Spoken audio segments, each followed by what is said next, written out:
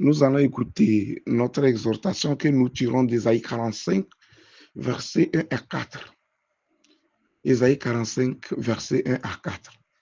Ainsi parle l'Éternel à son oint à Cyrus, qu'il tient par la main pour terrasser les nations devant lui et pour relâcher la ceinture des rois, pour lui ouvrir les portes afin qu'elles ne soient plus fermées.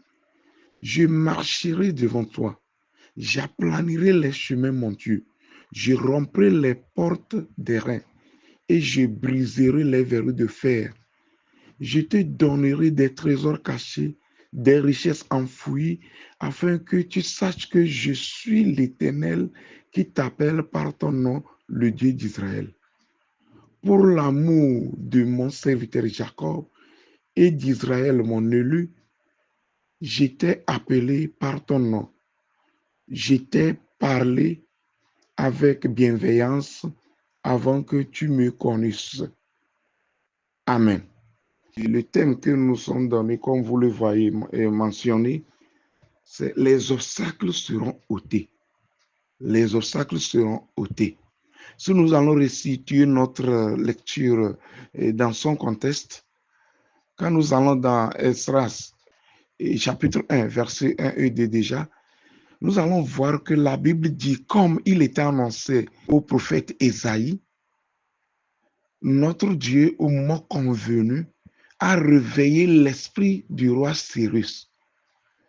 Et il a annoncé que Dieu lui a donné tous les royaumes de la terre.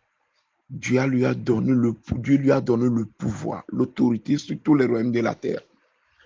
Mais Dieu lui mandate de lui faire construire sa maison à Jérusalem. Et à ce moment, il envoie des lettres dans tout son royaume où étaient les Juifs pour qu'ils puissent s'apprêter à leur donner et à demander que ceux de Perse et de Mendes qui étaient là puissent leur donner tout ce qu'il faut pour pouvoir aller bâtir la maison de l'Éternel. Donc c'est dans ce cadre qu'il dit que Cyrus est son nom. Quand bien même c'est un roi étranger qui n'est pas juif, ce roi n'est pas de Jérusalem. Il n'est pas israélite, mais il l'appelle il le désigne comme son nom.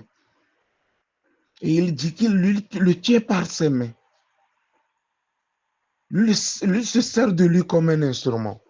Et aujourd'hui, nous savons que, quelles que soient les circonstances, tout le monde sait que quand c'est l'œuvre de Dieu et que c'est Dieu qui appelle, Dieu qui veut passer par les humains pour réaliser ses desseins, il y a toujours des obstacles. Il y a toujours des barrières. Il y a toujours des oppositions. Quand nous prenons le cas de Cyrus, c'est un roi étranger qui a sa tradition, qui a sa culture. Et il se lève un beau matin au détriment de tout son cabinet, de tout ce qu'ils adorent chez eux. Il répond à l'appel de Dieu. Il commence à réaliser les desseins de Dieu, tout en sachant qu'il y a un vrai Dieu, le Dieu des créateurs de la terre et des cieux, et qui veut qu'on le bâtisse la demeure à Jérusalem. Donc nous allons voir que déjà, il doit y avoir une opposition au sein de son cabinet, au sein de son peuple, des gens qui ne seraient pas d'accord. Et chemin faisant, si Dieu dit dans Ésaïe 45 qu'il le tient par ses mains pour lui ouvrir les portes, afin qu'elles soient toujours ouvertes sans être fermées, que lui-même il marchera devant lui pour aplanir les chemins montiers.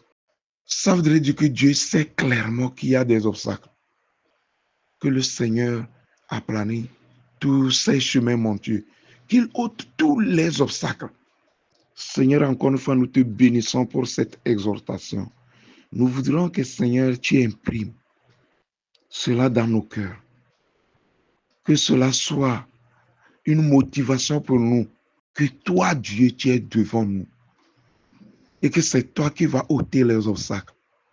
qui va rompre tout ce qui nous empêcherait de rentrer en possession de tout ce dont nous avons besoin afin de réaliser tes plans. Nous qui sommes des individus aussi sur cette plateforme, nous avons des besoins. Sur nos voies, les obstacles se dressent.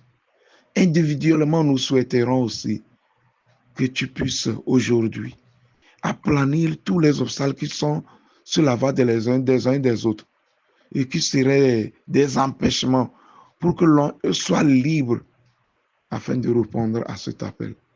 Nous te rendons grâce pour la vie de ton serviteur que tu vas utiliser pour nous conduire dans la prière, que ton onction repose sur lui. Au nom de Jésus. Amen.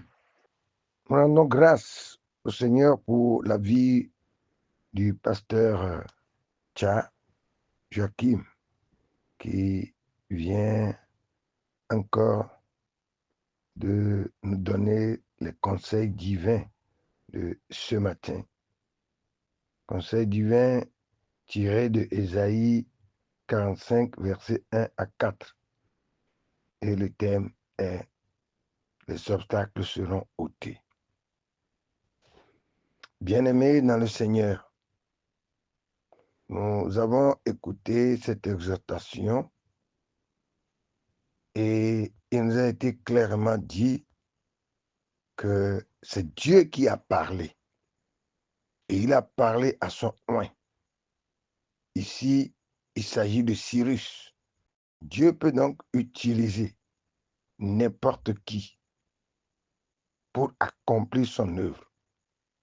C'est pourquoi, Seigneur, nous voulons te demander encore ce matin d'utiliser tous les instruments qui sont à ta disposition pour ouvrir les portes, que les verrous soient ôtés maintenant. Fais ôter, Seigneur, tout verrou, que ce soit des verrous liés à notre égocentrisme, les verrous dénominationnels, que ces verrous soient ôtés, les carcans dénominationnels, qu'ils soient brisés, afin que nous ne voyions que toi, ton œuvre de libération des âmes, soit, Seigneur, devant nous, pour agir, pour glorifier ton nom. Libère, Seigneur, tout ce qui est encore dans les liens. Tu as dit que tu ouvriras des portes et elles ne seront plus fermées. Nous avons besoin, Seigneur, de la clé de David pour ouvrir et personne ne pourra plus fermer. Marche, Seigneur, devant nous maintenant. Marche toi-même pour nous indiquer la voie. Par ton esprit, aplanis, Seigneur, toutes les montagnes et que nous puissions dire, comme Zorobabel, qui es-tu grande montagne? Pour tenir devant Zorobabel, tu seras aplani. Je sais, Père, que tu peux le faire. C'est pourquoi ce matin, nous sommes encore là, devant ton trône de grâce, pour t'invoquer, afin que tu agisses pour la gloire de ton saint nom. Appelle quelqu'un, Seigneur, où qu'il soit, quelle que soit sa position, pour être un instrument du salut des âmes. Père, tu aimes ce pays. Touche les cœurs, afin que nous puissions œuvrer en symbiose, œuvrer ensemble pour le salut des âmes au Togo. Nous savons que tu peux le faire. Pour que nous puissions, Seigneur, nous-mêmes, être des instruments dociles entre tes mains, il faut que les obstacles qui sont dans nos vies soient ôtés. C'est pourquoi maintenant, Seigneur, nous te prions de nous toucher, Seigneur, de réveiller notre esprit afin que nous puissions comprendre le but pour lequel tu nous as appelés. Tu nous as dit que nous n'avons pas encore obtenu parce que nous n'avons pas demandé en ton nom. Aujourd'hui, Seigneur, ce matin encore, c'est en ton nom que nous demandons Que les verrous sautent et que ton nom, Seigneur, soit glorifié au Togo. Merci parce que tu l'as accompli par Jésus-Christ notre Sauveur. Amen.